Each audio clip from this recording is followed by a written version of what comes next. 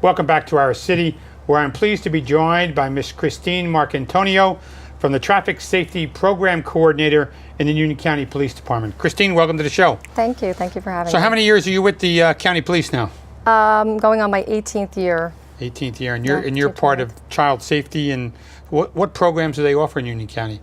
Well, the county offers several vital traffic safety programs, all of which are free to our residents. Actually, we don't turn anyone away, so we get a lot of people coming from out of the county as well.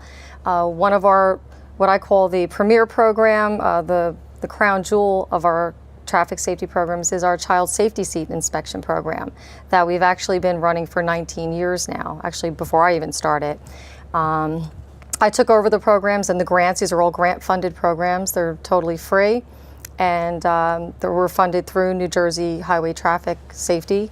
And the car seat program, we've done over 60,000 seat inspections since the inception 19 years ago. Well, if I wasn't the mayor, I would have been to see you as well when my daughter was born. I had the most difficult time. I had a police officer do it in my car. Okay. So is it simple for the new parent, or is it still a struggle? You know, it really isn't. Over the years, we were hoping that they would simplify things. Actually, things have gotten more complicated. There's new systems in the vehicles. You actually bypass your belt system. You don't install car seats nowadays. A lot of times they're not installed with the seat belts. They're installed with anchors in the lower part of the vehicle. There's a lot of new equipment on the seats that have come out. There's very tough laws and regulations, so it's actually gotten more complicated, and the misuse rates have actually gone up. So the misuse rates could cause harm as well, I mean, to the child if it's not put in properly. Depending on the type of misuse, some are minor types of misuse, and some could be significant, yes. So how would somebody get a hold of you or somebody in your team to get their car seat installed? Well, the county offers 2 days a week of free inspections every Wednesday and Thursday at the Garwood First Aid Squad. We've actually partnered with the Garwood First Aid Squad, and we use their facility. That's located at 401 2nd Avenue in Garwood. And from 7:30 a.m. to 11 a.m. every Wednesday and Thursday, we have what we call open inspections. That means there's no appointment necessary. You just drive up to the garage. It's a heated garage. We do it all year long, so weather's not an issue. And people come in, and we just pull the cars in and inspect their seats and teach them, educate them. My motto is education, not installation. So when people come in, I make sure that by the time the caregivers or parents leave, they understand the process, they understand how to install the seats in their vehicle, and they leave with the seats properly installed. Because that's not only a car seat you have next to you, but you can also take that out of the car and carry it, correct? Right. Well, this is the first stage of car seats, and this is the infant seat. So this seat is generally birth through 2 years old. The law in New Jersey has gotten much stricter regarding keeping children rear-facing. Tell us about those laws, because they could be difficult to understand as well. They have. As of September 1st of 2015, New Jersey has one of the strictest laws in the country regarding car seats. We now require that children stay rear-facing in a seat similar to this until 2 years old and 30 pounds, which means they have to meet both criteria.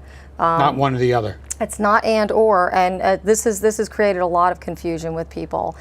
People think if the child hits 30 pounds but they're under 2 years old, they can turn them forward facing and vice versa, and it's not. It's 2 years and 30 pounds rear facing in an infant seat in the rear of the vehicle. And then after that they go to this seat here?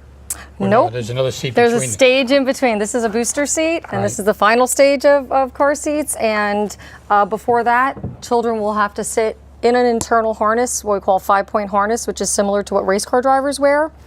And they have to stay harnessed until 4 years old and 40 pounds.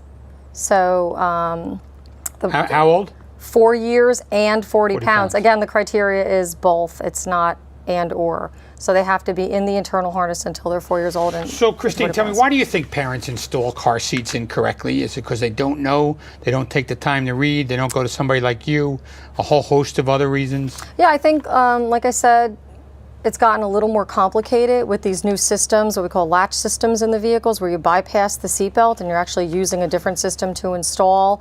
Owner's manuals can be very confusing. They're supposed to be written at a certain level, but their parents are still getting them confused. There's new equipment every year. There's so many new car seats on the market and so many new vehicles on the market. Are they rated? They are car rated. seats? They are? Yeah. There is actually an ease of use rating, and there are rating systems for car seats based on how easy they are to install, the equipment that they have, lower and upper height and weight limits for the children. Yeah, there are ratings. So if someone comes to you and wants to install a car seat, do they need to bring anything with them? Proof of anything, or just show up and say, hey, Christine, I need this car seat in my car? Well, if someone calls me, I actually ask them not to arrive with the seat in a box. Oh. And this is we're trying to get people to read those owner's manuals more, even though they are confusing. A lot of people are still not reading, about 90% of people are still not even reading the owner's manual. So in order to encourage them to read the owner's manual, I ask them to read the manual to the car seat and the vehicle. It's significant to know how the seat fits in your particular vehicle. And then when they come in, to have the seat already installed and make an attempt to install it. When they come in, we go over the whole process with them. We take the seat out, we help them reinstall it, we teach them, how to properly install the seat. We tell them what they did right, what they did not do right, and by the time they leave, the seat's properly installed. So we ask them to bring the owner's manual to the seat and the vehicle. We ask them to bring the child if possible, although a lot of the people we get are pregnant moms, get a large amount of pregnant moms. And of course the vehicle that the seat's going to be installed in. So, any fun stories about teaching some of these people? Do they listen? Or They do. Oh my goodness, yes. We get a large share of grandparents now, with a lot of dual income families. Moms going back to work. A lot of people having to work. We get a lot of grandparents who are not familiar with car seats or haven't. They never had to do it. I never had to use car seats. Right. When I was a kid, we didn't use car seats. So, and they're really, really amazingly interested and invested in the process and involved in learning. But we've seen it all. We've seen. We do have quite a few funny stories. So speaking of seniors, you were talking to me before the show, and it's a question. Car fit. What exactly is car fit for senior drivers? You were showing me this swivel seat or something. Yeah, CarFit is the newest grant initiative that we've undertaken at the county, and CarFit is basically an educational program for our senior drivers. It's sponsored through the American Occupational Therapy Association, AARP, and AAA. And CarFit is all certified technicians, myself and my staff, who go out and we actually help fit seniors in their vehicles to make sure they have the safest and most comfortable experience on the road. It's a 20-minute to half-hour process per driver. They come out, there's a checklist. We ensure that their equipment is functioning properly, such as their brake lights, their horn. We check the tread on their tires. We make sure that the blinkers are working. We make sure they know where their equipment is in their vehicle. A lot of people don't know where their hazards are. It's funny. That's the number one thing we notice. No, it's not funny. I just got a new car and I didn't know where the hazards were. A lot of people don't know. It was above the radio, actually. Yeah, they're all over. Never been above the radio. Parking brakes. People don't know where their parking brakes are or how to properly use it. So we cover all of that. We make adjustments to the seating position, headrests, the seat belt, even the steering column to make sure that people are properly away from the airbag, a safe distance from the airbag, and have a good line of sight over their steering column. And make sure that they're safe on the road. So we cover traffic safety programs from birth through senior driving. There's a distance between the airbag you should be? Minimum of 10 inches. Really? Minimum of 10 inches and minimum of 4 inches over the steering column for your line of sight. A lot of people don't know that. So we go out with rulers. We're out there measuring people, distance to airbags, their line of sight, making sure that they can access their pedals properly. That's not part of the driver's test or anything, right? Is that like... No. No, it's just something that a professional like you would know, but not necessarily every... It's a traffic safety education program. It's strictly education. It's not a law. So in the CarFit process, how much time does it take you to go through this with seniors? It's an average of 20 minutes, sometimes a half hour, depending on what we encounter. We generally have an occupational therapist on hand that comes out with us. At the end of the CarFit inspection, we do a walk around, and actually the occupational therapist will check the mobility of the participant to see if there's any special needs or if they need special equipment or modifications. We can make recommendations for modifications to their vehicle, or like you were talking about the swivel seat that I showed you before, swivel seats to get in and out, There's handles that they can use to insert in the vehicle to help them get out in and out of the vehicle, and we can make those recommendations to ensure. So Christine, do the seniors schedule time with you, or is it like just show up in Garwood or some other location? No, they'd have to call me. They can call me at my office at any time. My number is 908-789-6830. I can schedule a one-on-one inspection with someone, or if there are any organizations, senior organizations, houses of worship, civic organizations, anyone interested in having us come out and do a car fit. We do them during the summer, warm weather months, and we'd be happy You'll to come actually out go and to help them? We will go to them and set up an event and schedule people half-hour blocks, increments, and schedule an event with the senior drivers. So if we wanted you to come to a senior program in the city of Elizabeth, you would do that? Absolutely. Oh, really? Love it. Mm-hmm.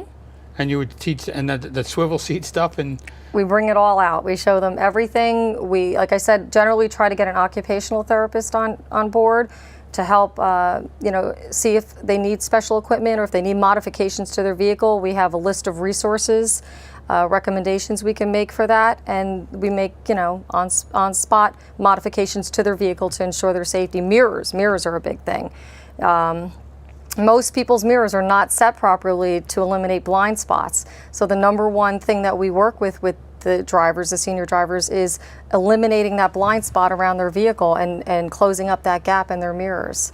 So, because nobody takes the time to set them, is what you just kind of.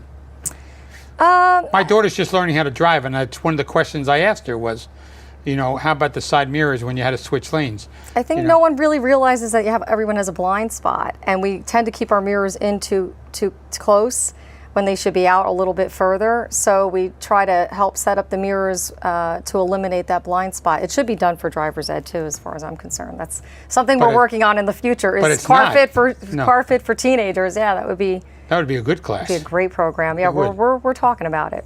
Okay. We're working on that. So, Christine, I want to thank you for taking the time to join us on the show this evening. My pleasure. And I hope that I can get you in the city of Elizabeth to talk about this at some point, especially to some of our senior programs. Absolutely. Thank you. Thank you. I want to thank Ms. Christine Marcantonio for joining us on the show this evening, as well as the first members on the first segment of the show, Ms. Lillian Caparuva, Ms. Jessica Martinez, and Mr. Carlos Alma of the Puerto Rican Society. We'll see you next week on another edition of Our City.